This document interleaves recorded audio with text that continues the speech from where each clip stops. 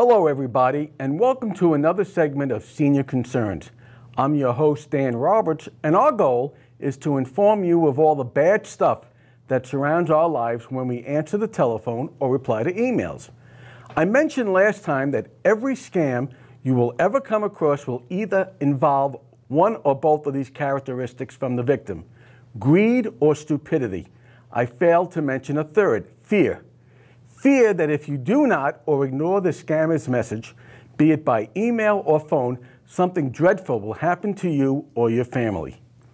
Let me give you an example, and one that is sadly making the rounds around the senior community, and especially in Sun City Anthem. It's called the Social Security Impostor Scam, and it usually occurs with a phone call. The more elaborate ones even has your caller ID state that it's from the Social Security Administration.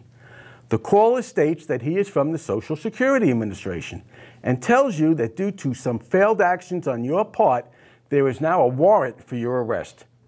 To make matters worse, and as a heads up, they tell you that unless you take immediate corrective action to fix the problem, federal marshals will be at your house within 24 hours to arrest you. Now, I have no doubt that such a statement from a government official can and should scare the bejesus out of you. So you naturally ask the question the scammers are counting on: what can I do to stop this? Now here's where it gets a little wacky. The scammers tell you to drop everything and immediately pay via Western Union or to purchase a Google Play card and give them the PIN number. I was an actual potential victim for this scam. I got the call last week and they told me that either myself or my wife would be arrested. When I asked if they meant my Rana, the guy quickly said yes. So help me. I then requested if the marshals could come Sunday morning so I can watch the football games in peace. He hung up on me. But I get it. There's that initial fear, the fear and panic that not only will you be arrested, but unless you do what they say, you will lose everything, starting with your Sun City Anthem home. The fear, the embarrassment of being handcuffed and led away in front of your neighbors can make any SCA resident shiver. Worse, as your brain does the what ifs, where would you live? Would you and your spouse be homeless? Or even, God forbid, forced to live with your adult children and grandchildren? It sounds comical, but believe me, I know that the initial thoughts are frightening. So what do? The answer is simple. Hang up the phone,